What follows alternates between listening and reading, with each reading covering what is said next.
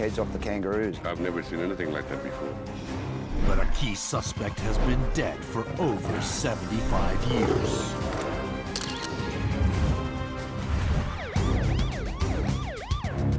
It's code red in a Californian harbor. I said we have thousands of fish in the harbor. 2 or 3 minutes after that, I said we have hundreds of thousands of fish in the harbor. And by the end of it all, we had millions of fish in the harbor.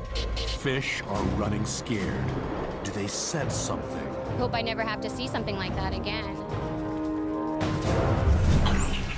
A community in Minnesota has become a ghost town. You know, it just doesn't look right. The herons colony looks very, very quiet. Right at the base of the tree was the severed head of a great blue heron chick.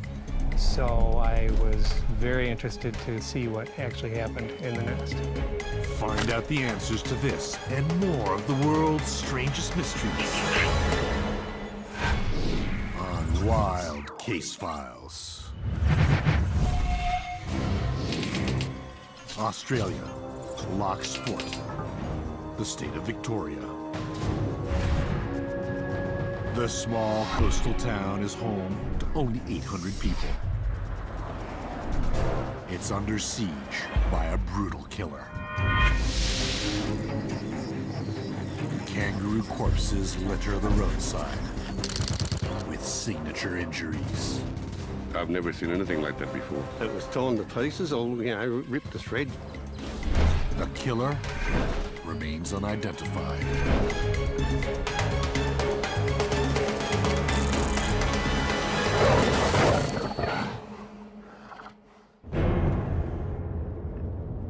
One investigator is closing in on the perpetrator, Murray McAllister. It's really amazing, especially when we don't have any large carnivores in terms of lions or anything else that's in Australia. What animals could actually be removing the heads off the kangaroos? It's just a big fascination. Murray has been tracking the mystery beast. He recognizes the hallmarks of a typical killing. These are unusual killings. Each corpse looks disturbingly similar. The type of carcasses that we've come across are almost like a guillotine has had an impact on the top of the head. It's just been a very clean, precise cut. Time to question witnesses living near the kill zone. Peter Connell had a clear view of an attack. I saw a dog-like creature. I thought it was a German Shepherd, but when it opened its mouth to munch on or have a crack at this bush wallaby, I mean, a normal dog will open, say, that far with its jaws to get a bite, where this one come right out and then latched onto it and literally crunch. Another witness spies the mystery beast up close. I could see this dog-like creature sort of walking very slowly just up this hill here. It had brown stripes on the back. It had a long tail, had a long head. It was fawny brown in color and the dark chocolate brown stripes. And it stopped it for a minute and looked at me for a minute, walked up a little bit further, had a look around again at me, and just continuously walked very casually up that hill to the back of that other fence. And I just couldn't believe what I had. I was just really in shock. Based on the evidence, a prime suspect comes instantly to mind. Dingoes. These wild dogs chase their prey with unrelenting ferocity.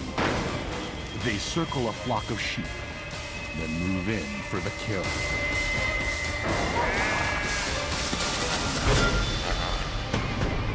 They tear at the victim's throat to bring it down. They are the kangaroo's deadliest enemy, but they devour their victims and don't just take the head. I don't think a dingo would have done this because there would have been a lot of tear marks and rip marks at the carcasses. These appear to be very clean cut in terms of the way that they've actually been amputated from the kangaroo's main body. Other evidence points to the dingo's innocence. The world's longest fence. Built in 1885, it stretches some 5,300 kilometers across the southeast corner of Australia. It's specifically designed to stop four-footed predators invading from the north. I think it'd have to be some other sort of predator that's had a go at these type of carcasses. You know, it's got to be a large predator that has the ability to just sort of take the head off with a massive jaw capacity. A composite image emerges that highlights several unusual traits. The mysterious creature's jaw hinges like a snake's. Fawny brown fur like a deer. And the stripes of a tiger. No Australian animal alive matches this description. But these features fit a native species that vanished over 75 years ago.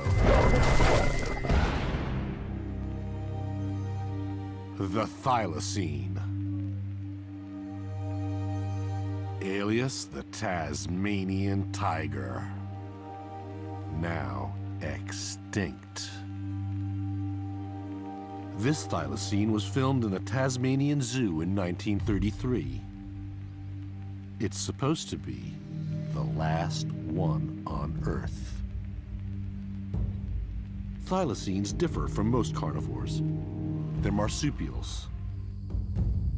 Like kangaroos, they raise their young in a pouch and are exclusive to Australia. Murray has been fascinated by the thylacine for well over a decade. He has drawn up a controversial theory. I don't think the thylacine is extinct at all. You know, I've had 20-odd sightings over my 12 years of research, and that keeps driving me. I wouldn't be doing this for 12 years if I didn't believe that the thylacine wasn't around. Murray believes he's caught fleeting glimpses of the suspect on camera. It was only a very small snippet of footage that we were able to obtain. So it's not conclusive enough. It's got to be in the right spot at the right moment, and I'm pretty confident that we'll get what we want to get. In Murray's mind, the dead kangaroos and their peculiar injuries indict the thylacine. It's believed the Tasmanian tiger's powerful jaws open up to 90 degrees. They could clamp their teeth around the neck of a kangaroo and shear the head clean off. Taking the heads off the kangaroos is one of the unique traits of the thylacine. They're very clean. They don't tend to have much blood around the carcass either, so they lap up some of the blood as a nutrient. The Tasmanian tiger's life is mysterious, and not just because no one's seen one for 75-odd years. Records from the 1800s describe the elusive animal as extremely shy and solitary. Catherine Medlock is an expert on the thylacine. The thylacine was a mostly nocturnal animal, and it would have hunted basically any marsupials, any other animals smaller than itself. The thylacine stalked its prey for quite a long time and then wore it down and then killed it. The arrival of large numbers of Europeans led to violent clashes with the thylacine, and eventually the Night Stalker's demise. Tasmania was very keen to get a wool industry started for economic reasons. So when there were sheep losses, the thylacine was blamed, and quite outrageous claims were made about the thylacine killing and attacking and killing sheep. The government put a price on the tiger's head. Half a week's wages per scalp. Well over 2,000 animals were killed under this scheme.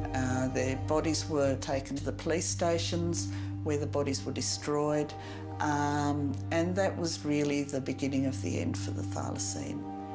It was hunted to near extinction. In July 1936, the species received official protection, but it was too little, too late. In less than 2 months, the last thylacine died.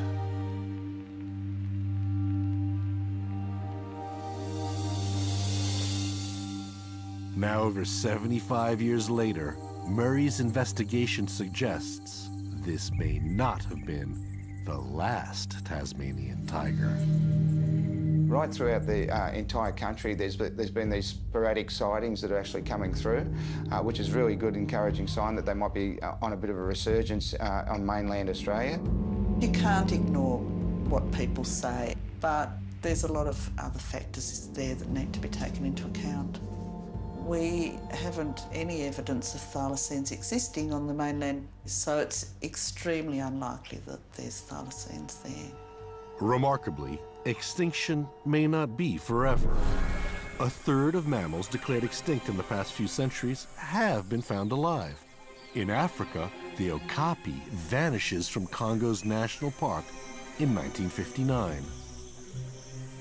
This zebra-striped relative of the giraffe suddenly reappears 47 years later.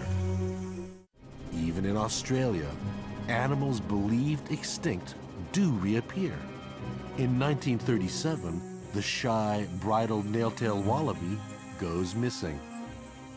Over 35 years later, a fencing contractor stumbles on a large group living in a secluded corner of a ranch in Queensland. Any Tasmanian tiger surviving outside captivity would need a place to hide out. And around Loch Sport, the killings continue. The tiger hunts possums and scavenges fish. Loch Sport has a vast belt of wetland. This is where the dogged detective's persistence is finally rewarded. We had the camera and we were scouring the lake and we saw a number of kangaroos and everything out there. And then out to the glimpse to the right-hand side of the camera, we saw this unusual animal trotting around amongst the tussock grass and just sort of wandering around an area. So we managed to pan the camera over into that area. Murray's footage captures a fast-moving creature in the distance.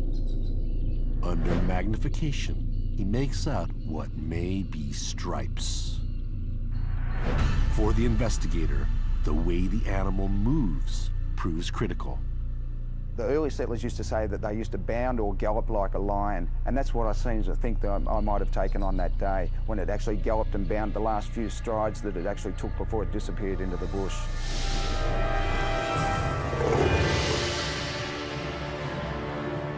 Murray pursues the trail into the wetlands to search for corroboration. Soft ground can yield hard evidence.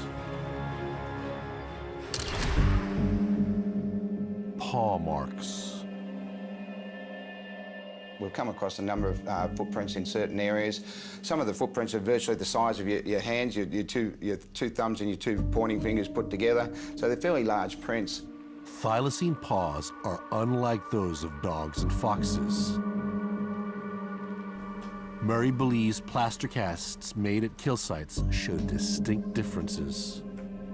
This is one that I'm pretty convinced that it is a Tasmanian tiger print because of the elongation of the toes. Okay, dogs tend to have a very round type of toe, and even cats and that, they're very round in terms of their pads that they've got. Thylacine prints are distinctive. They're larger than a fox paw. The rear pad appears bigger than a dog's. And thylacine toes are long, with claws permanently extended. Let's review the evidence. Scissor-toothed jaws that stretch unusually wide. I really think that taking the heads off the kangaroos is one of the unique traits of the thylacine. Film of an unknown animal bounding across the grass. Footprints that don't appear to match any native living animal. But proof that an